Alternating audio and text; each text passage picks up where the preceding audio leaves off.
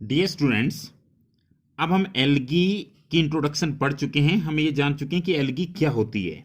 लेकिन आज हम करने जा रहे हैं कि एल्गी के क्या यूजेस होते हैं और कहाँ कहाँ पे इसका इंपॉर्टेंट रोल होता है। ये क्या रोल प्ले करती है ह्यूमन की लाइफ में, एनवायरनमेंट में या इकोसिस्टम में। एल्गी का क्या रोल है। तो अगर हम बात करें एल्गी बेसिकली होती क्या है, ये मैं आपको पहले भी बता चुका है, फिर बता रहा हूं कि एल्गी यूकैरियोटिक ऑर्गेनिजम्स होते हैं जो कि थैलॉइड होते हैं and these are photoautotrophic और फोटोसिंथेटिक। इसका मतलब हुआ कि ये अपने फूड को खुद सिंथेसाइज कर सकते हैं, that's why these are photoautotrophic. अब इसी से हम इनके यूजेस निकालेंगे कि इनके यूजेस क्या होंगे। तो सबसे पहले आप ये कह सकते हैं कि these can be used in a variety of ways. At least 50% of the total CO2 fixation on the earth is carried out by algae। आपको पता है कि सबसे पहला जो इसका काम होगा that will be CO2 fixation. अब CO2 फिक्सेशन का मतलब क्या है? जैसे मैं आपको एक सिंपल प्रोसेस दे रहा हूं और वो सिंपल प्रोसेस क्या है, जैसे आप ये देख रहे हैं 6CO2 प्लस 6H2O, क्या बन गया हमारे पास? C6H12O6 plus 6O2। अब आप देख सकते हैं कि यहां पे कार्बन डाइऑक्साइड को फिक्स कर दिया गया। किस में फिक्स कर दिया गया? कार्बन डाइऑक्साइड को फिक्स कर दिया गया कार्बोहाइड्रेट्स में। और साथ में कौन सी गैस यहां से रिलीज हुई? यहां से जो गैस रिलीज हुई वो हुई ऑक्सीजन। तो इसका मतलब है कि जितनी भी हमें जो कार्बन डाइऑक्साइड होती है उसका 50% फिक्सेशन कौन कर देता है? एल्गी कर देती है। और इससे क्या होगा? इससे किसका लेवल बढ़ जाएगा? It will increase the level of dissolved O2। Naturally algae ज्यादातर कहां पे होती है? पानी पे होती है। तो जो ऑक्सीजन होगी उसका लेवल क्या कर देगी? इंक्रीज कर देगी इन द इमीडिएट एनवायरमेंट। तो पहला यूज क्या है?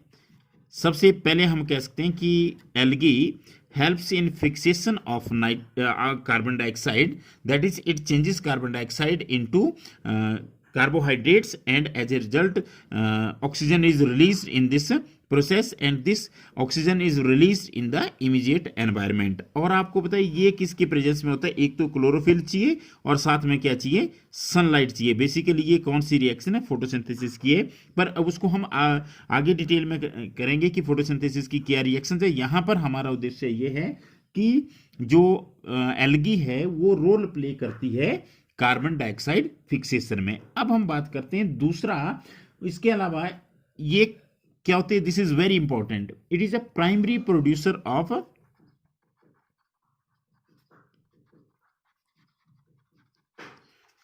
Energy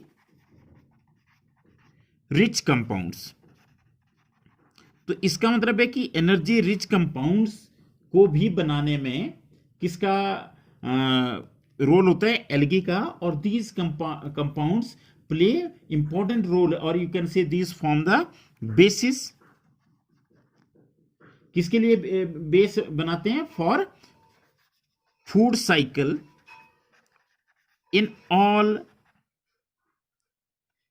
all aquatic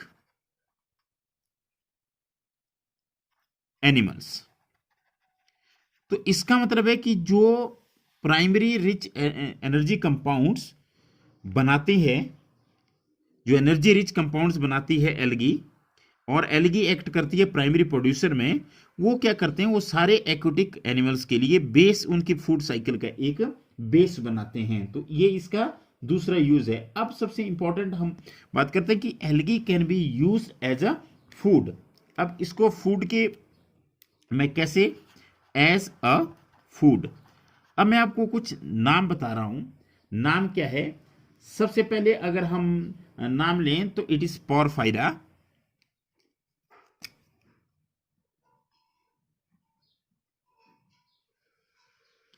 then laminaria and sargassum.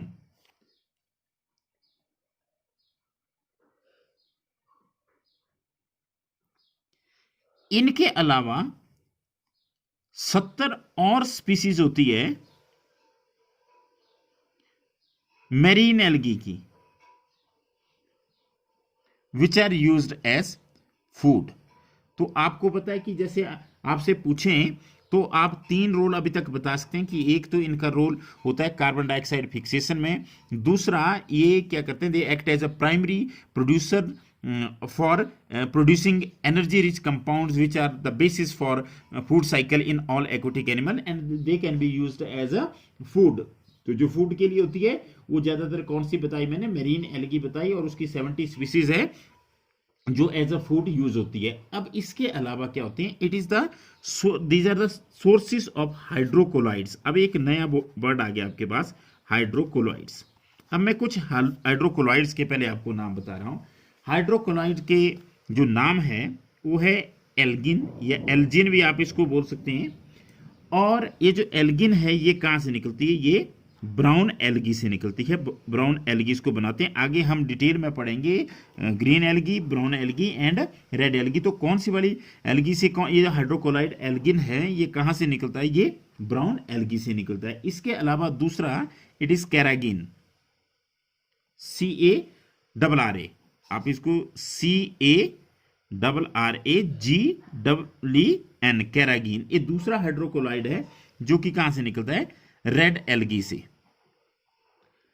अब ये जो जैसे ये कैरागिन है ये कहां पे यूज होता है, मेकिंग आइसक्रीम्स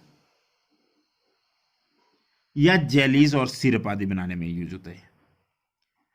अब क्या हुआ, हमने ये बोल तो दिया कि these are the sources of hydrocolloids. No what are the hydrocolloids, hydrocolloid वो होते हैं जो वाटर को क्या कर सकते हैं, होल्ड कर सकते हैं। तो water holding substances are called as hydrocolloids. तो इसका मतलब है कि एल्गिन और कैरागिन क्या है, ये हाइड्रोकोलाइड हैं और ये क्या कर सकते हैं, इनको कमर्शियली यूज किया जाता है। और इसमें बेसिकली क्या होता है कि ये क्या करते हैं, किसको स्टोर करते हैं, किसको होल्ड कर सकते हैं, पानी को होल्ड कर सकते हैं। That's why these are called as hydrocolloid. तो the algaes can be used as a source of hydrocolloid. अब इसके अलावा एक और बहुत ही इंपॉर्टेंट रोल है इसका, फॉर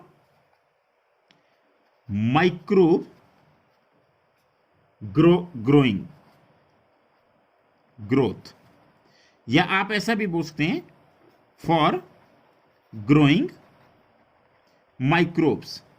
जैसे माइक्रोब्स होते हैं, जैसे बैक्टीरिया वगैरह ग्रो करने हो तो उसके लिए एक सब्सटेंस यूज किया जाता है, दैट इज अगर, AGAR, अगर।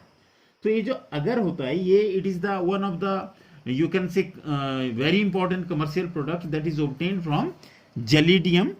ये किससे मिलता है, ये भी बहुत इंपॉर्टेंट है, कई बार कंपिटिटिव में क्वेश्चन पूछा जा चुका है और कई बार पूछा जाएगा। कहां से मिलता है, जेलिडियम एंड ग्रेसिलेरिया। जेलिडियम और ग्रेसिलेरिया से एक कमर्शियल प्रोडक्ट मिलता है और उस कमर्शियल प्रोडक्ट को कहते हैं अगर। और ये क्या यूज किया जाता है, जैसे it is used to grow microbes and in preparation of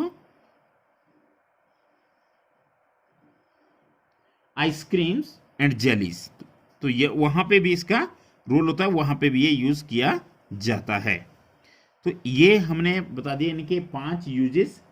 इसके अलावा बहुत ही इंपॉर्टेंट यूज है एल्गी का, they are used as a food supplement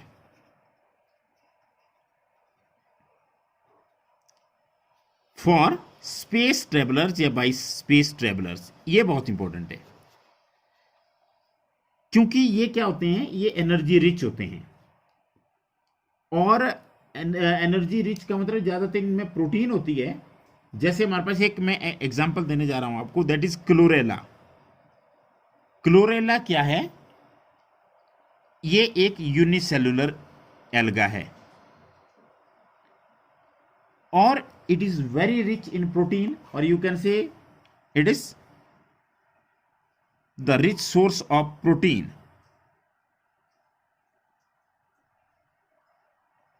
तो ये इसको कौन यूज करते हैं फिर, स्पेस ट्रेवलर, मतलब this can be used as a food supplement even for the या even by the space travellers. तो ये हमारे पास एल्गी का एक और यूज था कि वो प्रोटीन रिच होते हैं जैसे क्लोरेला है, और उनको स्पेस ट्रेवलर जो है फूड के रूप में, फूड सप्लीमेंट के रूप में भी यूज करती हैं। इसके अलावा एल्गी जो होती है वो सबसे इंपॉर्टेंट रोल जो प्ले कर सकती है वो किस में कर सकती है, फॉर मैन्युफैक्चरिंग ग्रीन प्लास्टिक।